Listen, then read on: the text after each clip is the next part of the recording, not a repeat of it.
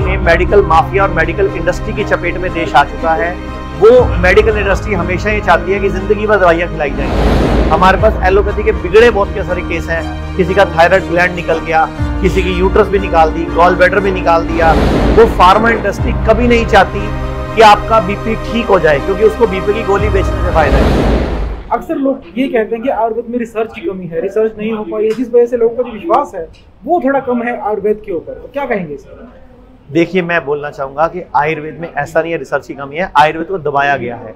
एक तो हम सुनते हैं मेडिकल साइंस, एक हम सुनते हैं मेडिकल माफिया और मेडिकल इंडस्ट्री। तो एक्चुअल में मेडिकल माफिया और मेडिकल इंडस्ट्री की चपेट में देश आ चुका है।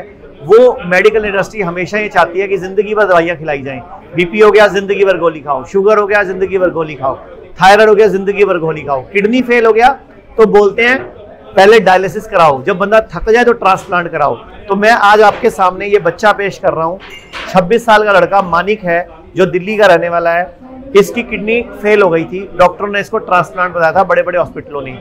और इसने हमें 5 मई 2021 को संपर्क किया और आज आपके सामने 1 जुलाई को ये बच्चा आपके सामने है। सिर्फ 1.5 महीना हुआ है, इसकी वही किडनी काम करना शुरू हो चुकी है। ये वही बच्चा है, बिना डायलिसिस के, बिना एलोपैथिक दवाइयों के इस बच्चे की किडनी रिकवर हुई है। और किस तरह गंभीर मरीज हैं जो आपके पास आए होंगे, आपने देखा होगा उन्हें, जो एलोपैथी से निराश होकर यहाँ पर आए? हमारे पास लीवर फेल, लीवर कैंसर के केस हैं, जिनको ये बोला गया आप सिर्फ 5-7 दिन के मेहमान हैं, वो हमारे हॉस्पिटल में आए। आज वो बिल्कुल अच्छे खासे घूम रहे हैं। हमारे पास एलोपैथी के बिगड़े बहुत के सारे केस हैं।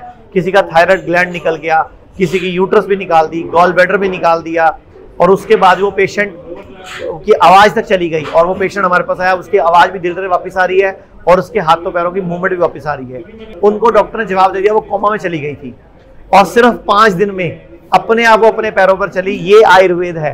तो हम ऐसे आयुर्वेद की बात कर रहे हैं। और लोग, हम तो आपके माध्यम से, चैनल के माध्यम से ही बोलेंगे कि लोगों को आयुर्वेद पे भरोसा करना चाहिए, आयुर्वेद में आना चाहिए। और सरकार से भी मैं मांग करूंगा कि आयुर्वेद के अंदर हमारे बिल पास होने चाहिए। जो पेशेंट्स के बिल पास नहीं होते, इंश्योरेंस क्लेम नहीं मिलते लोगों को, उसकी वजह से भी लोग आयुर्वेद से दूर जा रहे हैं। तो मैं आपके चैनल के माध्यम से सरकार से डिमांड भी रखता हूं कि आयुर्वेद को बढ़ावा देने के लिए धरातल पर जो जरूरी कदम है वो उठाने चाहिए। लेकिन लोगों की सोच क्या है कि आयुर्वेद को भारत की प्राचीन पद्धति माना जाता है, एलोपैथी से पहले की ये पद्धति है, लेकिन फिर भी लोग इससे इतना दूर क्यों हो गए हैं? और जिस हजारों सालों जिससे इलाज हो रहा था, लेकिन आज जो है उसको विश्वास लोग नहीं करते। उसके पीछे बहुत बड़े संगठन काम करते हैं, मेडिकल माफिया काम करता है, जो जिंदगी भर लोगों को दवाइयों का गुलाम बनाना चाहता है। एक इंडस्ट्री है जिसको रिसेशन का फर्क नहीं पड़ता, जिसको किसी मंदे से फर्क नहीं पड़ता, वो है फार्मा इंडस्ट्री।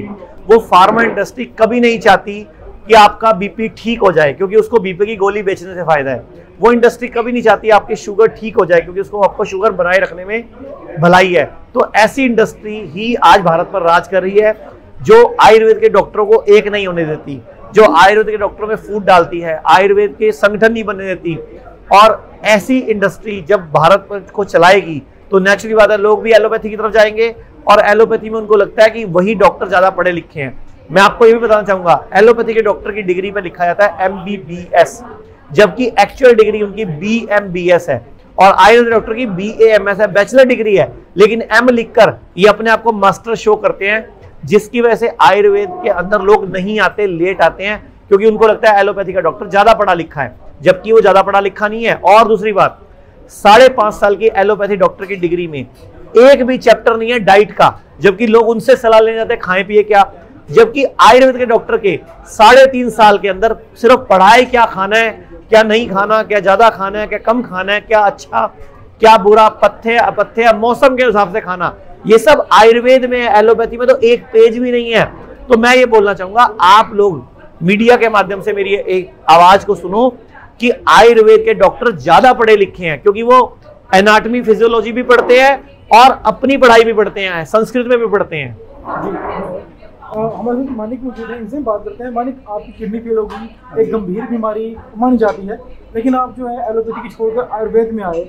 आपको नहीं लगा कि कहीं ना कहीं जाना खतरा हो सकता है अगर समय पर इलाज नहीं हो पाया तो? नहीं, ऐसा कुछ नहीं लगा मुझे। यहाँ पे आकर उल्टा मेरी इम्प्रूवमेंट ही हुई।